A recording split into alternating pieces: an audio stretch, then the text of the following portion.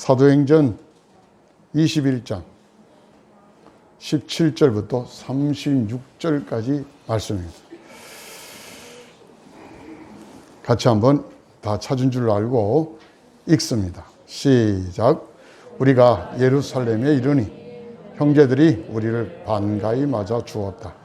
이튿날 바울은 우리와 함께 야고보를 찾아갔는데 장로들이 인사한 뒤에 자기의 봉사 활동을 통하여 하나님께서 이방 사람 가운데서 행하신 일을 낱낱이 이야기하였다.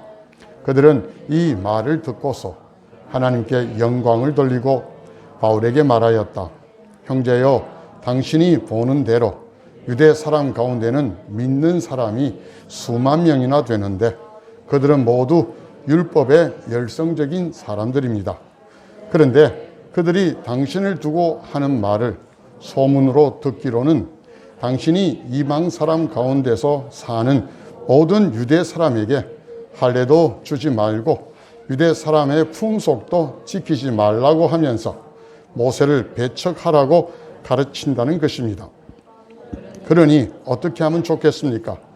그들은 틀림없이 당신이 왔다는 소식을 들을 것입니다. 그러므로 당신은 우리가 말하는 대로 하십시오. 우리 가운데서 하나님 앞에 스스로 맹세한 사람이 넷 있습니다. 이 사람들을 데리고 가서 함께 정결 예식을 행하고 그들이 머리를 깎게 하고 그 비용을 대십시오. 그러면 사람들은 모두 당신의 소문이 전혀 사실이 아니며 도리어 당신이 율법을 지키며 바로 살아가고 있다는 것을 알게 될 것입니다. 신도가 된 이방 사람들에게는 우상의 제물과 피와 목매어 죽인 것과 음행을 삼가야 한다는 것을 우리가 결정해서 써보냈습니다. 그래서 바울은 그 다음날 그 네 사람을 데리고 가서 함께 정결 예식을 한 뒤에 성전으로 들어갔다.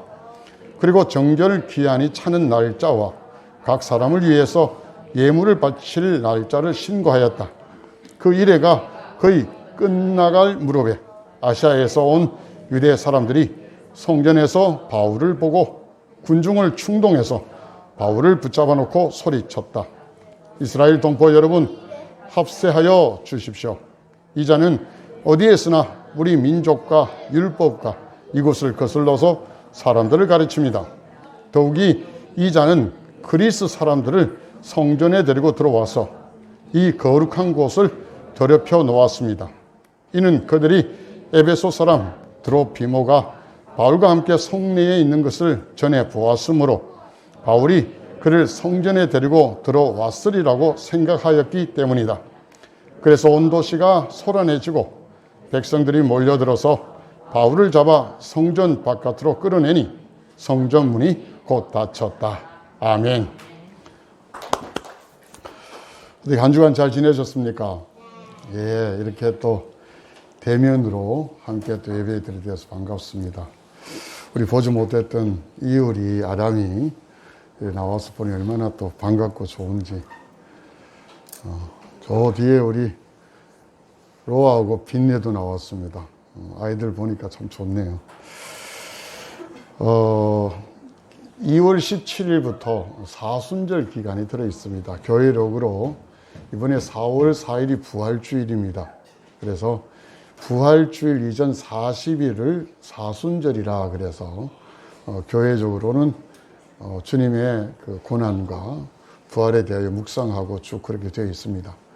3월 마지막 주일인 28일이 종료주일이고요.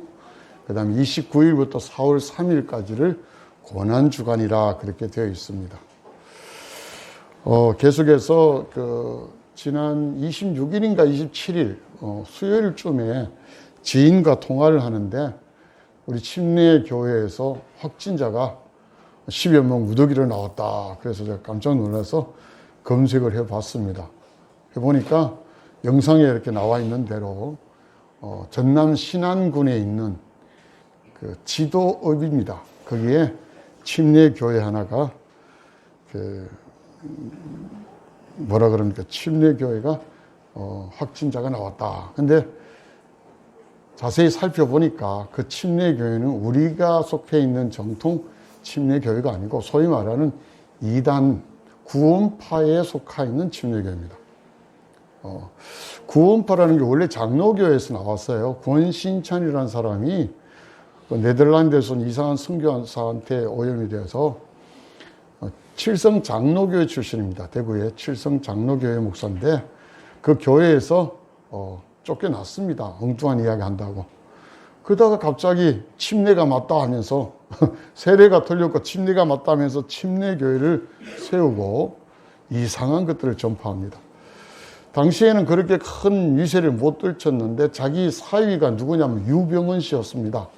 머리가 좋아서 유병헌 씨를 자기 사위로 영입했고 그 유병헌 씨가 확장을 되게 많이 시켰습니다. 그 다음에 그들의 영상이 나옵니다만은 줄기가 나와요. 분쟁이 일어나서 기쁜 소식 선교회라는 이름으로 독립했던 박옥수파 그리고 이요한이라는 분이 원래 이름 이복칠인데 이요한이라는 이름으로 대한예수교 침례회, 대한예수교 침례회라는 이름으로 이렇게 지금 구원파가 세 포로 나누어 있습니다. 이들의 특색이 뭐냐면은 하나님이 우리를 예수 그리스도를 통해서 구원해 주셨을 때 우리 죄를 다 용서해 주셨다는 겁니다. 물론 맞죠. 근데 그 죄가 과거의 죄, 현재의 죄, 미래의 죄까지 몽땅 다 용서했기 때문에 구원받은 사람은 회개할 필요가 없다는 겁니다. 그리고 내가 죄를 지었으면은 하나님 죄송합니다 하고 회개하는 게 아니라 이 죄도 용서해 주셔서 감사합니다 하고 감사한금을 내라는 그런 가르침이 있다고 합니다. 그러니 같은 진리인데도 성경 말씀인데도 그 적용하는 것을 따라서 굉장히 많이 달라지죠. 여러분 90년대 초에 오대양 사건 혹시 아세요? 30여 명이 그 여름에 식당 우회져서 포개져 가면서 다 죽어갔던 사건들. 자살이라고 결론이 났지만 그건 자살이 아니었습니다. 저는 90년대 초반에 그 신학대학원을 다니면서 이 사건을 많이 조사를 했었어요. 상당히 아주 끔찍스러운 이야기입니다. 사람을 다 죽이고 그 죽일 수 있었던 범죄를 할 수 있는 이유가 그 이단의 교리에서 나옵니다. 여러분 세월호 사건 아시죠? 예. 그 세월호 사건, 그 세월호 배를 소유한 것이 유병헌 씨 그 사업장입니다. 그러니 그런 불법과 편법을 하면서 사람이 죽어도 별로 개의치 않아요. 그냥 감사헌금을 내면 됩니다. 이런 엉터리들이에요. 자, 관련이 되어서 또 하나 이야기할게요. 무슨 이야기냐면은 1700년도 정조 시대예요. 우리나라에 그 천주교가 들어왔습니다. 근데 천주 사학이라 그랬죠. 사학이라 그래서 우리에게 들어왔는데 이 사학이 당시에는 상당히 좀 문제를 많이 일으켰습니다. 문제를 일으켜가지고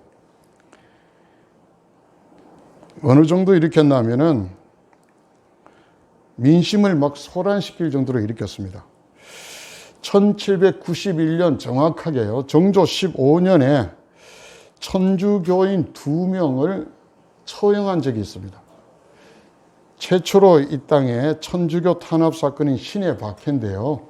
탄압의 이유가 뭐냐 하면은 전라도 선비 윤지충이라는 사람이 정약용이라는 사람에게 전도를 받았습니다. 그리고는 천주교인이 되었습니다. 열심히 하나님, 천주라 그러죠. 하나님을 섬겼고 그러다가 어머니가 돌아가셨습니다. 못진상을 당했는데 당시에 내려오는 유교적인 여러 가지 모든 걸 다 배격하고요.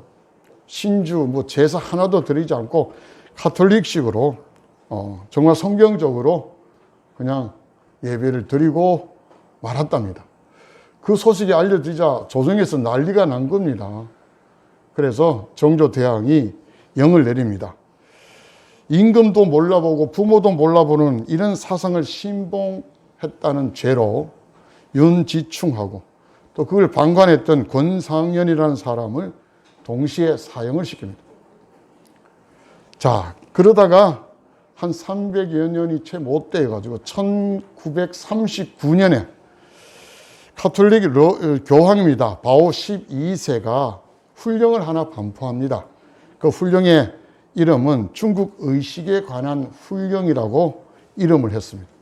내용은 조상의 제사를 허용한다는 겁니다. 왜 허용하느냐? 그 이유를 이렇게 말합니다.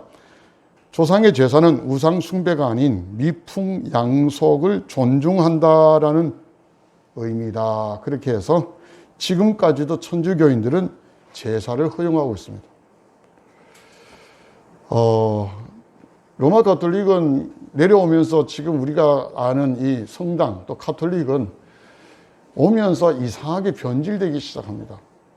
그 지역에 맞게 맞추어서 모든 걸 받아들이고 다 삼키면서 소위 제가 생각할 때는 이 종교적 괴물이 되었습니다. 지금은 뭐 등장하지 않았습니다만은 한창 때에 천주교가 막 활동을 많이 할 때 그 천주교가 세운 학교가 서울에 있는 서강대학입니다. 그 서강대학 총장이 신부였습니다. 지금은 뭐 어떻게 사시는지 모르지만 그때 박홍 신부라고 아주 유명했습니다. TV에 뭐 뉴스에 토론에 자주 나왔어요. 근데 그 양반이 TV 그 카메라 앞에서 담배를 피우고 있습니다. 계속. 술, 담배는 신부의 아주 뭐 절개하는 기호품입니다. 모든 것들이 이제 한국에 와서 복음을 전하는데 이 술하고 담배에 대해서 하지 마라 하니까 하나님을 받아들이지 않는답니다. 그래서 또 그걸 포용합니다. 이거는 악한 게 아니라 기호식품이기 때문에 허용한다. 이렇게 하다 보니까 이 천주교회가 뭔가 성경에서 말한 것에서 좀 벗어나서 괴물스럽게 되어갑니다. 예수님에게 뭘 구하라 그랬는데 예수 이름을 구하기보다는 그의 어머니에게 청탁을 하면 빨리 응답받는다 해서 성모 마리아를 쭉 올리고 기도할 때 다 자비로우신 성모 마리아요 이렇게 시작합니다. 뭔가 이상하게 괴물같이답니다. 제가 왜 이런 말씀을 드리냐 하면은요, 지금 오늘 성경의 주제가 그런 내용입니다. 자, 성경 속으로 한번 들어가 봅니다. 사도 바울이 이방 교회에서 헌금들을 많이 모아서 예루살렘 교회에 그 궁핍, 그 가뭄, 기근으로 인하여 어려운 것들을 도우러 왔습니다. 와서 형제들이 그 예루살렘에 가니까 되게 환영을 했다고 오늘 성경은 말합니다. 그리고 그들에게 모여서 거기 보니까 그 당시 예루살렘 교회의 담임 목사가 야고보입니다. 예수님의 동생 야고보. 그리고 혼자가 아니라 여러 장로들, 다시 말하면 목사님들이 여러 명 많았습니다. 다 만났고 자기들이 바울이 어떻게 이방 사람들에게 선교를 했는가 선교 보고를 했습니다. 그게 하나님이 어떻게 역사하셨는가를 보고하자 모두들 기뻐했고 하나님께 영광을 돌리는 그런 멋진 일들이 퍼져나갔습니다. 그런데 문제는 그 다음부터 생겼습니다. 야고보가 불렀습니다. 바울을 불러서 지금 우리 예루살렘 교회에 유대인으로서 믿는 사람들이 수만 명이 있다. 이 수만 명이 정확하게 몇 명이냐에 대해서는 잘 모릅니다. 그러나 뭐 1, 2만 명을 수만 명으로 하지는 않았을 거다.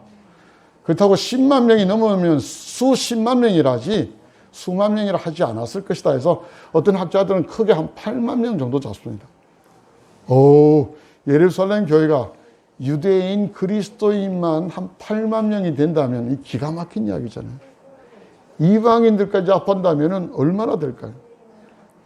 이 야고보 담임 목사가 바울에게 그런 이야기합니다. 지금 유대인 출신으로 예수 믿는 사람이 8만 명 정도, 수만 명이 되는데 이 사람들이 지금 당신에 대하여 뭔가 오해하고 있다. 당신이 저 이방인 교회에서 가르치는 것들을 이들이 오해하는데 유대인들에게 할례도 주지 말고 유대인들의 그런 여러 가지 절기도 지키지 말고 모세의 율법을 배척하고 오히려 모세까지 배척하라고 그렇게 가르친다는 이야기를 듣다. 근데 그들이 당신이 왔다는 소문을 들을 거 아니냐? 이거 어쩌겠냐? 이제 마찰과 또 바울이 뭔가 큰 사달이 날 것을 두려워해서 이제 머리를 씁니다. 꾀를 씁니다. 지금 하나님 앞에 헌신한 네 사람이 있는데 이 사람이 정결 예식, 서원하는 정결 예식을 치르는데 당신이 앞장 좀 서라. 그리고 이들이 내야 될 재물을 당신이 대신 비용을 좀 대고 사람들이 많은 성전에 들어가서 그 일을 당신이 주관한다면은 많은 사람들이 당신을 보면 율법을 잘 지키고 바른 신앙생활을 하는구나. 그건 그냥 소문에 불과하구나. 이렇게 생각하지 않을겠냐. 그렇게 하자 하니까 바울도 거기에 따릅니다. 그렇게 하겠다 하고는 네 사람을 데려가서 정결 예식을 취하고 또 일주일 동안 제물 드리는 모든 절차를 자기가 비용을 다 대고 다 마쳤습니다. 자, 그래서 좋은 해피엔딩으로 끝나면 좋은데 그 다음에 마지막 7일째에 드디어 뭔가 사달이 생깁니다. 유대인 그리스도인이 아니라 아시아에서 넘어온 그 유대인들이 바울을 성전에서 발견하고는 소동을 일으킵니다. 저 사람은 모세를 배척하고 우리가 믿는 모든 율법을 폐기하는 자다. 형제들아 일어나라. 우리를 합세해라 하면서 소동을 벌립니다. 심지어 그리스 사람인 여기 오늘 성경에 그렇게 분명히 나오죠. 드로피모라는 사람과 함께 성전에 들어가서 성전까지 더럽혔다. 세 가지 말이죠. 우리 민족과 율법과 이 성전을 더럽혔다. 그런 제목으로 바울을 처단하려고 합니다. 끄집어내었고 성전에서는 그 일을 못하니까 성전에서 끌어내자 성전의 문이 닫히고 거기서 죽이려고 하는데 우리가 읽지 않았던 부분에 당시 그 예루살렘의 천부장이 그 소식을 듣고 부하들을 데리고 나가서 갑니다. 그리고 꼼짝하지 마십시오 하고는 바울을 쇠사슬로 묶습니다. 그리고 바울을 착각을 해서 이 사람이 아주 굉장히 나쁜 사람이다 착각을 했는데 바울이 이야기를 유대인 말로 하자 아니 그리스 말로 하자 깜짝 놀랍니다. 당신이 한 400명이 이끌고 소동 일으켰던 그 이집트 사람이 아니냐? 아니다. 그리고 이제 다음 주에는 사도 바울이 형제들에게 자기의 이야기를 하는 장면이 또 나옵니다. 근데 오늘 그까지 끊습니다. 자, 그들이 의도했던 대로 율법을 잘 지키는 바울에 대해서 뭔가 만들어냈지만 그 결과는 좋지 않았습니다. 저는 오늘 제목을 예루살렘 교회의 왜곡된 신앙이라 이런 표현을 썼습니다. 왜 그렇게 했냐면은 신앙이라는 것은 늘 안에 있는 내용, 본질이 있고 그 다음에 털이 있습니다. 그 털은 내용물을 담을 수 있는 털인데 그 털이 잘못되면은 그 내용물이 다 변질된다는 거 우리 능히 압니다. 유대인들은 늘 익숙했던 유대주의, 율법주의에서 벗어나야 되고 그 율법이라는 것이 왜 저희들에게 주어졌는가를 제대로 깨달아야 되는데 그걸 깨닫지 못합니다. 자, 우리 신앙에 있어서 본질이 뭘까요? 신앙에 있어서 본질은 율법주의가 아니라 복음입니다. 복음의 본질은 뭐냐? 하나님의 은혜입니다. 하나님의 은혜로 죄인 우리가 예수 그리스도를 믿음으로 말미암아 하나님의 자녀가 되었고 이제는 사망이 아니라 생명으로 간다는 거예요. 이게 복음의 본질이에요. 그런데 율법주의, 율법의 본질은 뭐냐면은 은혜가 아니라 자랑입니다. 이걸 잘 지켰다는 것을 자기가 드러내면서 자기의 의의를 자랑하는 겁니다. 자, 율법 잘 지킬 수 있냐? 못 지킵니다. 그 못 지켜서 자기들 가슴을 치고 힘들어하고 어려워하고 때로는 잘 지켜서 나는 이렇게 잘 지켰다 뽐내기도 하고 양쪽으로 갈라진 게 율법주의예요. 근데 이것이 시간이 지나면 쭉 오다 보니까 부끄러운 걸 자꾸 내놓지 않고 감추기 시작하고 자기가 잘 지킨 자랑스러운 걸 자꾸 내비추기 시작합니다. 그래서 실제는 지키지 못하지만 겉으로는 잘 지킨다는 식으로 기도를 하고 11조를 내고 헌물을 내고 이런 위선적이고 가증스러운 신앙의 길을 유대인이 쭉 왔다는 겁니다. 이게 전통이 되었고 이것이 그들의 털이 되어버렸습니다. 그런데 예수님을 믿었습니다만 이 털을 부수지 않고 예수님을 받아들였기에 예수님 믿는다고 했던 유대인이 여전히 율법에 대하여 열심, 오늘 성경에 보면 열성이 있다고 그랬습니다. 사도 바울은 이 율법을 가르쳐서 그 전에 보던 우리 개혁 성경에는 몽학선생이라고 그랬습니다. 유치원 교사와 같은. 저는 이걸 쉽게 생각하면은 더하기 빼기라고 생각합니다. 더하기 빼기. 더하기 빼기는 어른이 되어서 공부하는 거 아니죠. 어린아이 때 그 수학의 원리를 공부하면서 더하기 빼기 곱하기 나누기를 공부를 하고 시험도 치고 합니다. 어른이 되어서 그걸 지금 시험 치는 사람이 있나요? 또 그걸 계산할 때 실제로 시험 치듯이 우리가 연필로 계산합니까? 아니에요. 계산기 그냥 내어서 계산만 두드리면 나와요. 근데 지금 어른이 되어서 다시 연필을 들고 더하기 빼기 이거 한다고 생각해 보세요. 이건 아니다라는 거예요. 자, 보세요. 왜 계산기가 나왔어요? 복잡한 더하기 빼기 곱하기 나누기는 손으로 일일이 계산하기 너무 힘들어요. 아니, 특별한 몇 사람 빼놓고는 힘든 정도가 아니라 거의 또 불가능한, 여러분 곱하기 잘하는 분 있습니까? 제가 한번 불러드릴까? 한번 계산해 보실래요? 3억 2,432만 2천 뭐 해가지고 곱하기 뭐 3억 하면 여러분 계산 안 됩니다. 근데 이걸 계산하는 건 뭐예요? 컴퓨터고 계산기잖아요. 그거 쓰면 계산이 돼요. 저는 그렇게 생각했어요. 율법이라는 것은 어느 정도 수준은 괜찮지만 실제로 율법이 우리를 요구하는 수준에 가면 우리는 아주 불가능입니다. 불능입니다. 그 불능 때문에 필요한 것이 계산기 같이 예수 그리스도의 은혜, 그분의 보혈, 공로가 우리한테 필요하다는 거예요. 그걸 받아들이면 그 불가능한 것을 넘어설 수 있다는 것. 그게 신앙의 본질인데 그걸 외면한다는 거예요. 여전히 좀 했던 것 자기를 자랑하여 복음을 끄집어냅니다. 신약성서 서신서를 쭉 보면요, 사도 바울이 늘 거짓 교사에 대해서 이야기를 하고 늘 책망하는 모습이 되게 많아요. 그 거짓 교사의 거의 8, 90%가 전부 다 율법주의자입니다. 자, 보세요. 예루살렘 교회에 8만 명 정도라, 이거는 정확하지는 않습니다. 추정으로. 율법에 열심을 가진 사람, 그리스찬이 8만 명 정도가 있어요. 그러니까 예루살렘 교회는 계속해서 그들을 만들어낸다는 겁니다. 만들어내서 사도 바울이 개척해서 교회를 세우면 그곳에 가서 자기들이 잘하는 율법들을 퍼뜨리는 거예요. 그래서 사도 바울이 기가 막힌 거예요. 이들이 와서 너희들 할례 안 받았지, 할례를 받아야 구원이 있느니라, 율법을 지켜야 돼, 안식일을 지켜야 돼, 계속 이런 식으로 이야기하니 신앙의 본질들이 다 무너지고 왜곡되기 시작하는 거예요. 또 교회가 혼란에 빠뜨려지고 갈등이 생기는 거예요. 여러분, 세상 사람들이 교회를 무너뜨리지 않습니다. 교회가 왜 갈라지고 무너뜨려집니까? 성도들 때문에 그래요.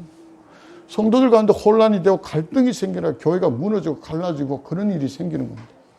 그래서 사단은 늘 그런 일을 해요.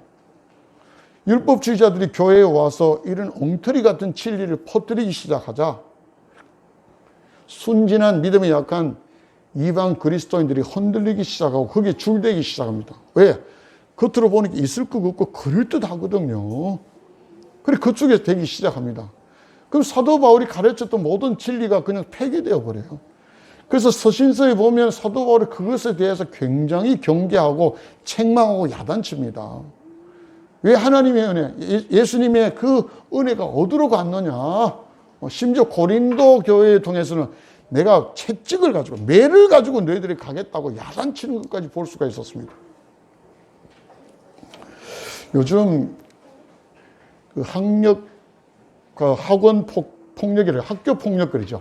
줄여서 학폭이라는 단어가 많이 나오는데 요즘 뉴스에 학폭에 관한 이야기가 되게 많이 나와요. 여러분 뉴스 들어보시죠? 배구계에 가지고 뭐 예쁜 쌍둥이 자매가 중학교 시절에 폭력을 행사했던 것 때문에 걔네들이 그냥 뭐 배구만 했으면 괜찮은데 무슨 예능 프로그램에 나와가지고 TV에 계속 뭔가 스타같이 이렇게 나왔던 모양이에요.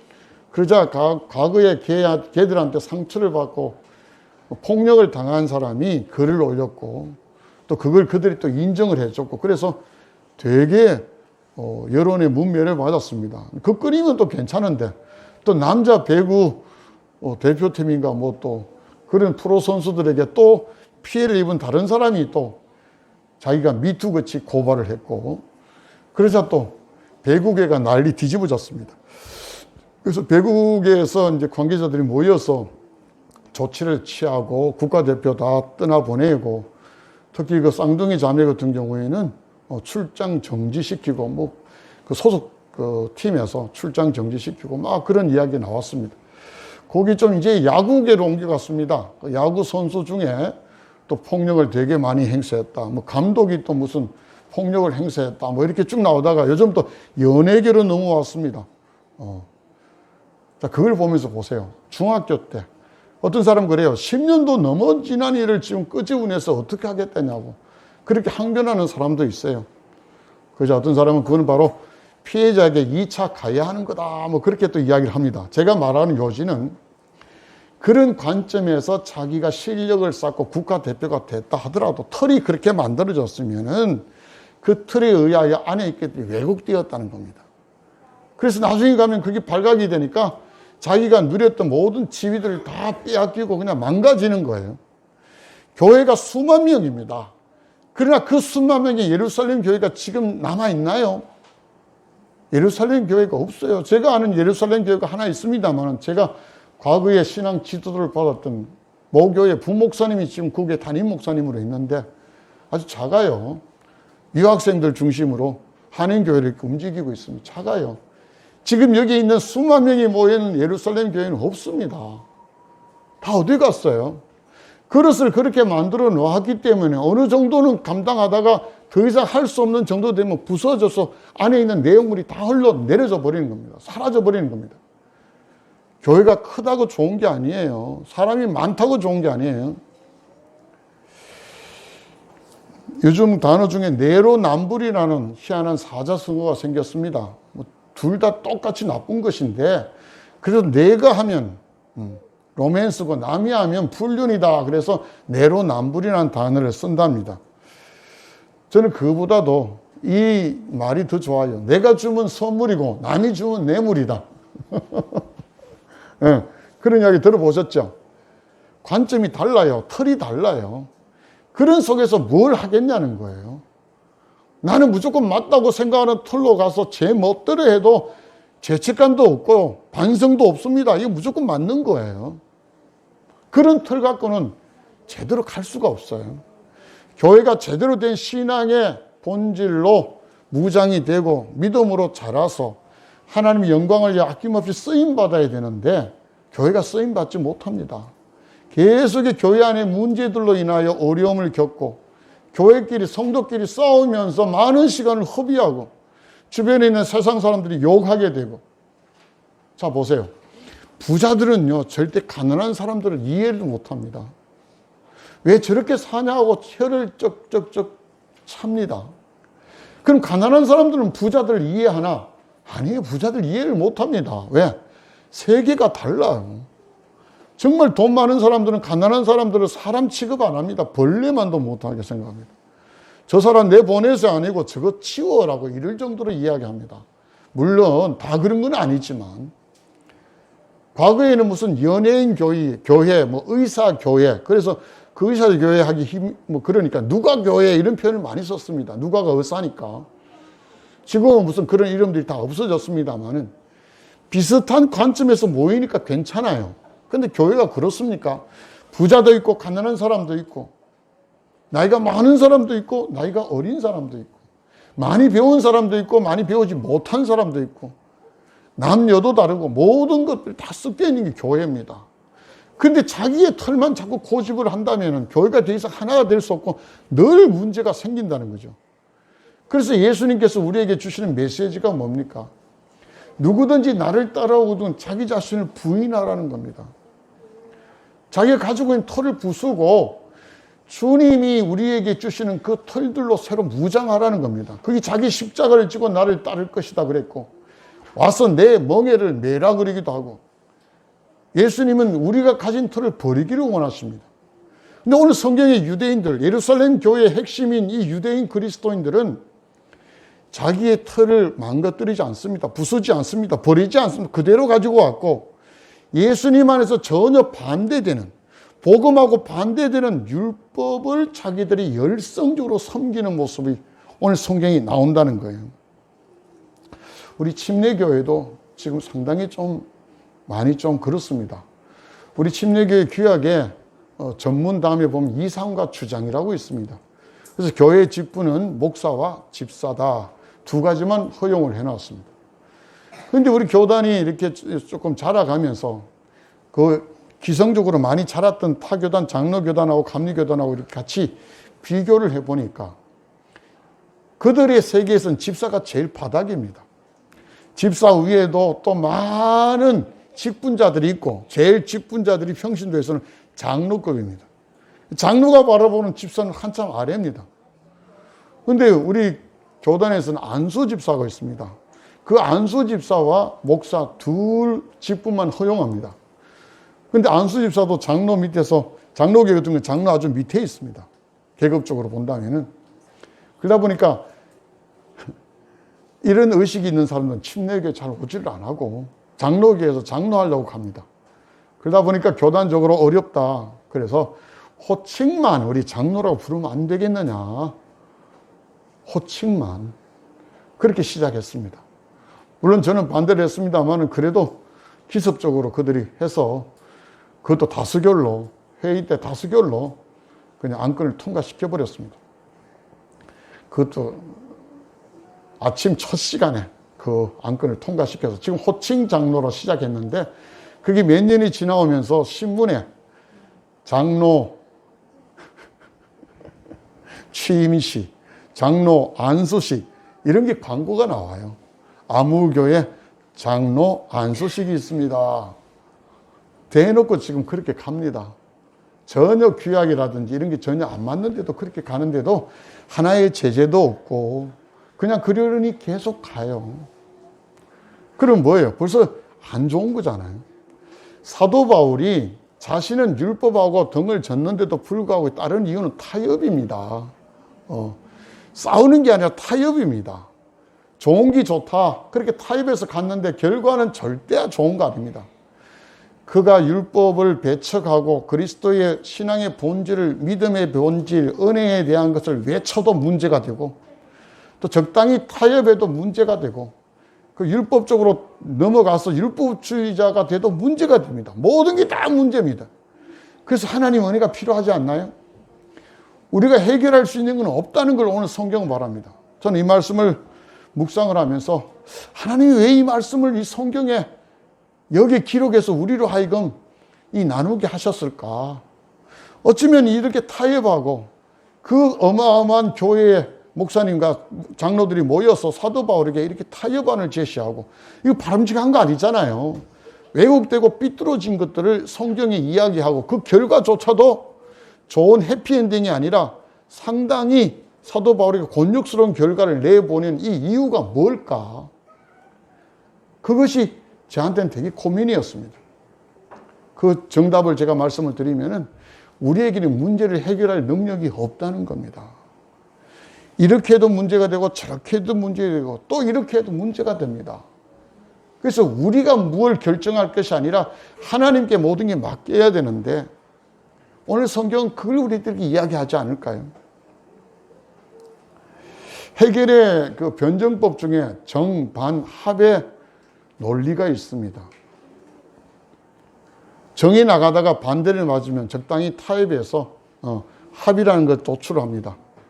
또 그 합이 나중에 정이 되는데 그 정이 또 반대를 맞으면 또 적당히 합의를 도출해서 정반합으로 나옵니다. 물론 그것이 공산주의의 또 뭐 투쟁이라든지 계급 이론화 되었습니다만은 오늘날에 그런 경향이 되게 많습니다. 다시 말씀의 근본으로 돌아갑니다. 사랑하는 성도 여러분,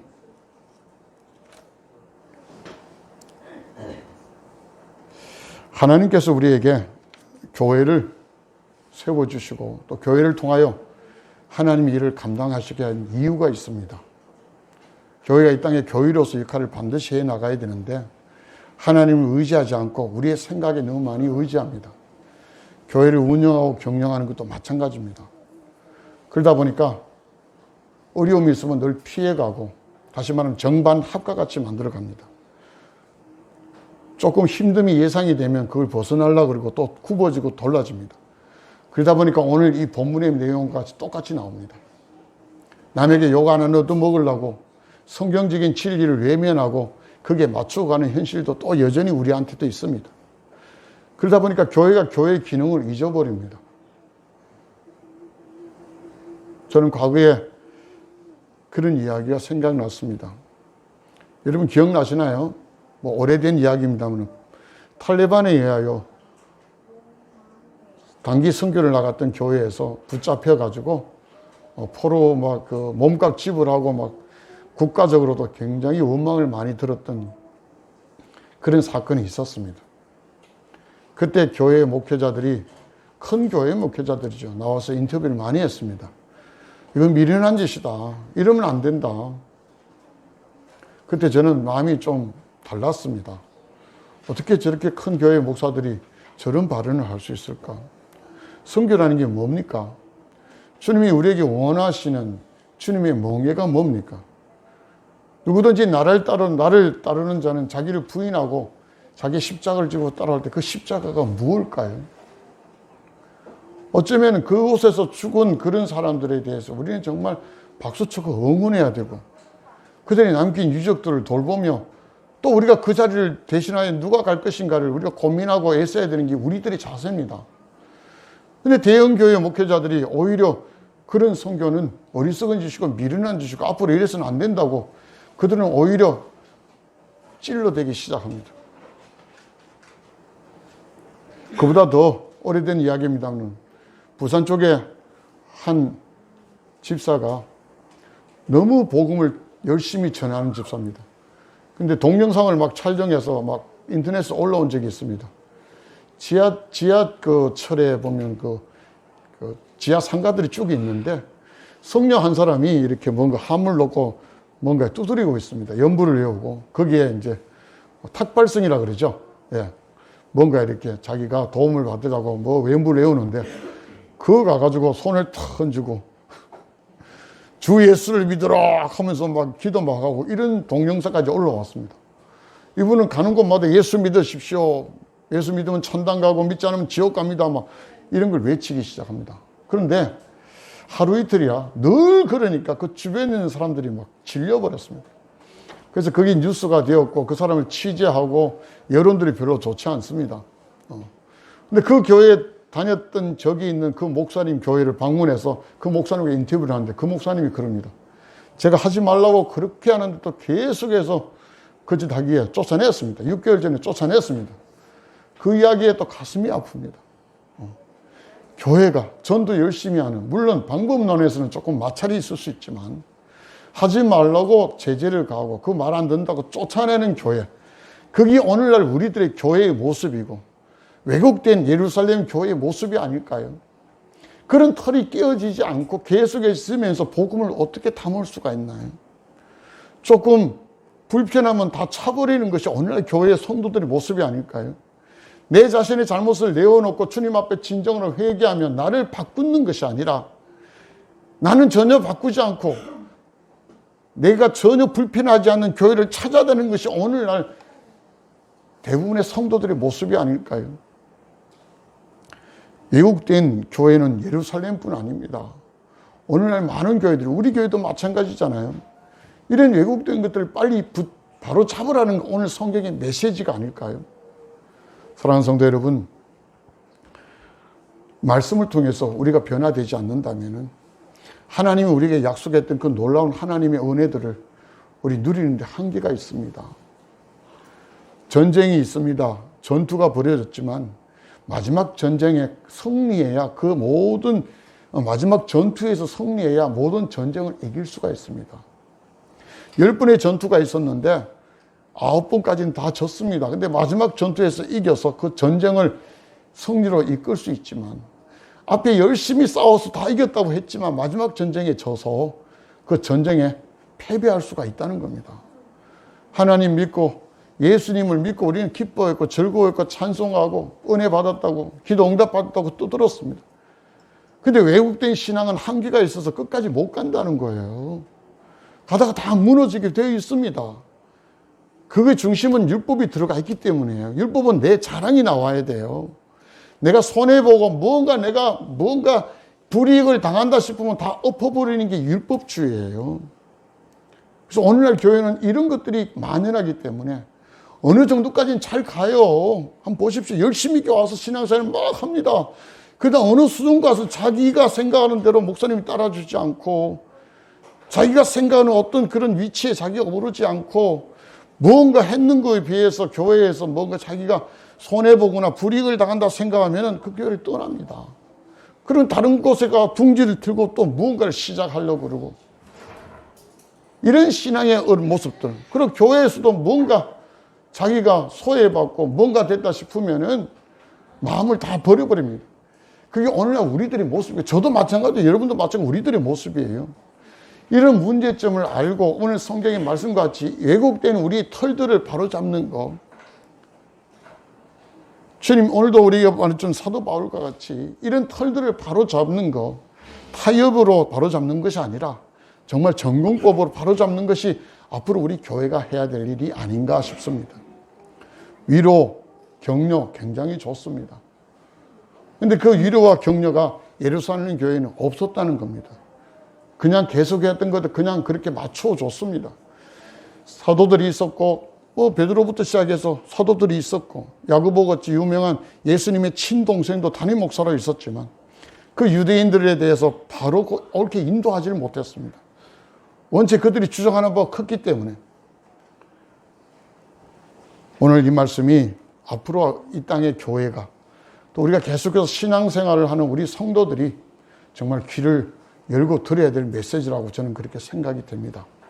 오늘 이 말씀이 말씀 그대로 능력과 권세로 임해서 우리가 잘못된 것들을 좀 고치고 보수하고 털들을 새로 주님이 원하시는 털로 바꾸어서 정말 복음이 복음답게 하나님 영광이 멋지게 꽃피며 열매 맺을 수 있는, 그냥 잠시 신앙생활로 끝쳐버리는 게 아니라 여러분과 여러분 자녀들과 대대자손이 정말 주님의 영광을 위해 살아가는 그런 멋진 신앙의 가문, 멋진 신앙의 그런 본질을 회복한 교회, 이런 것을 꿈꾸며 말씀을 전합니다. 이 말씀을 통해서 왜곡된 우리의 신앙이 바로잡혀지며 제대로 된 그런 털을 통해서 온전히 하나님께 영광이 되고 아름다운 교회가 제대로 설 수 있기를 주님의 이름으로 축복합니다. 아멘. 기도하겠습니다. 늘 고맙고 감사하신 아버지 하나님, 오늘도 이렇게 하나님 앞에 저희들이 함께 모이게 하셔서 감사해 드립니다. 마음껏 찬양할 뿐 아니라 또 준비케 하신 말씀을 전하게 하신 아버지, 어쩌면 좀 부끄러운 모습들이 예루살렘 교회에 좀 왜곡된 신앙의 모습을 오늘 저희들이 발견하고 함께 나누었습니다. 우리 역시 많이 왜곡되고 뒤틀린 신앙의 모습을 가지고 있음을 주님께 고백합니다. 적당히 타협했던 우리의 신앙의 모습이 아니라 그 말씀이 능력들이 회복되어지고 하나님이 주신 이 제대로 된 말씀으로 설 수 있는 교회가 되게 도와주시옵소서. 뒤틀린 우리의 신앙을 바로 잡아주시고 우리의 본질들이, 신앙의 본질, 은혜의 본질들이 회복되게 하시며 우리를 자랑하고 우리를 내세우는 그런 신앙의 모습이 아니라 하나님의 영광이 드러나며 하나님의 은혜가 자랑되는 그런 신앙의 모습으로 반듯하게 세워질 수 있도록 은혜 베풀어 주시옵소서. 감사드리며 예수님 이름으로 간곡히 기도드립니다. 아멘.